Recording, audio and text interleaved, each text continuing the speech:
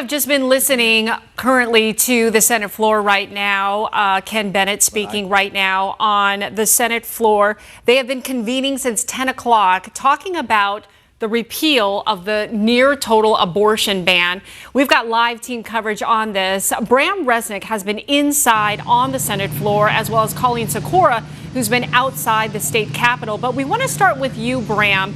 You were inside. Tell us what happened and where do we go from here? Well, let's start with the bottom line. The Senate passed the repeal by 16 to 14. Two Republicans voted with Democrats to pass the bill. The gavel hasn't fallen yet. Every member, largely Republican members, are being allowed to have their say, and they're speaking for 5, 10, in one case almost 30 minutes, explaining their votes. It's a tradition, but usually the explanations are much shorter. But Senate President does give them plenty of leeway to express their feelings, and those feelings are heartfelt, emotional, angry, a lot of anger from Republicans directed at the two Republican members who voted with the Democrats. What comes next? Well, the bill will be heading to Governor Katie Hobbs later today. She has said she will not sign it today, more likely tomorrow. I would expect a larger ceremony tomorrow, Thursday or Friday. The big unanswered question is, when will this ban, the repeal of the ban, take effect? That would happen 90 days after the end of the legislative session.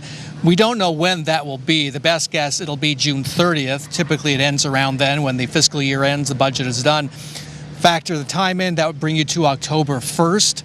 The ban would be repealed. In the meantime, Chris Mays, the Attorney General, is trying to get as much time as she can to delay the start of the ban, because the ban is still law. It is supposed to take effect. Chris Mays is trying to delay it as long as she can, that effective date.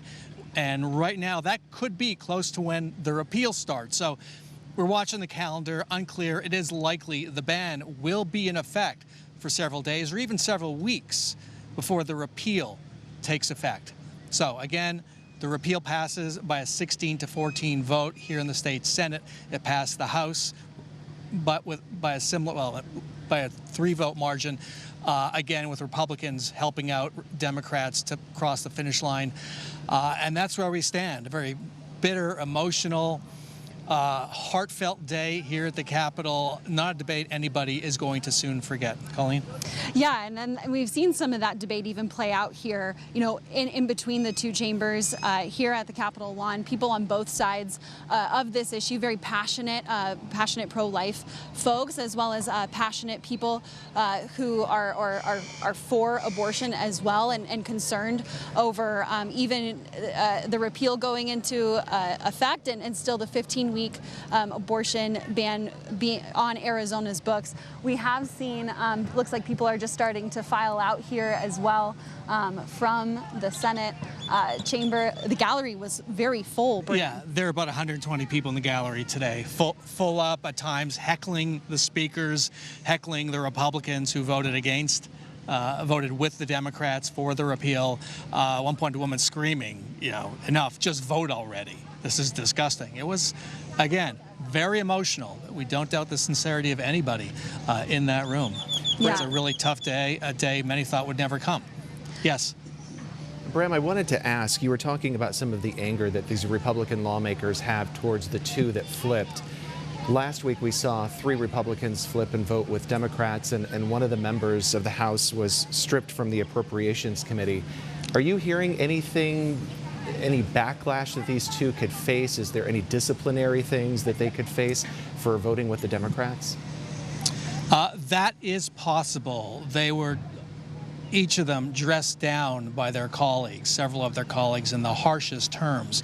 One Republican who voted against the repeal compared the vote of a Republican voted for it to Nazi Germany. It got pretty ugly in there. So yes, there is the possibility of discipline. I'll tell you this, the discipline arises not so much for the vote they cast, but for having voted against their caucus and voted against the leader of the body, Republican Senate President Warden Peterson.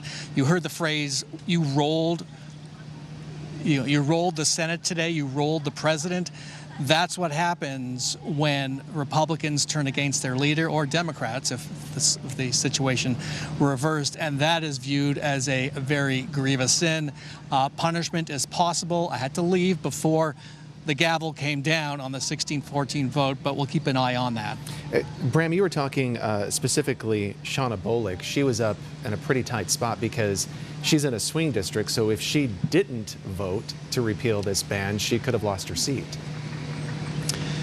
Well, she is running for re-election, and she could still lose her seat. Shauna Bolick is an interesting example.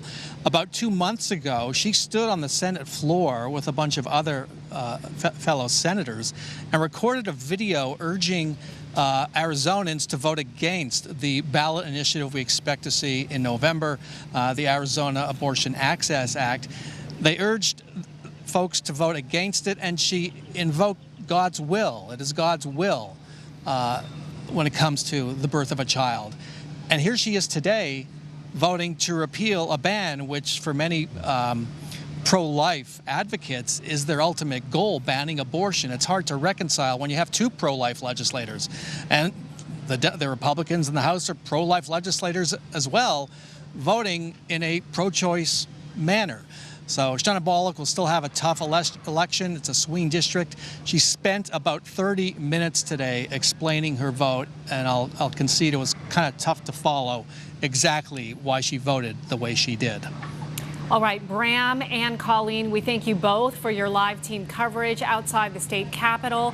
Of course, we're going to hear much more from you coming up on our later shows on 12 News at 4, 5, 6, and 10. We appreciate it. Again, we just want to recap for you that the state Senate, they just voted to repeal the ban, the near total abortion ban. 16 yays versus 14 noes. We're still waiting for the gavel to come down to make that official. But as it stands right now, it looks like as though it has passed, along with the House, which passed it last week. Yeah, and these lawmakers have really been under pressure. They had a campaign targeting these lawmakers that were just kind of on the fence. They could flip over to the Democratic side and vote. So their text messages, emails, basically it was a national campaign pressuring these local lawmakers here to vote to keep the ban. Yeah, not just on a local level, but of course, the Biden-Harris campaign, they have been very, very active, pouring billions of dollars to really target Arizona specifically because we are a battleground state. Again, where it goes from here, it will go to Hobbs's desk, and she will have to sign it. We'll have much more coming up at 4.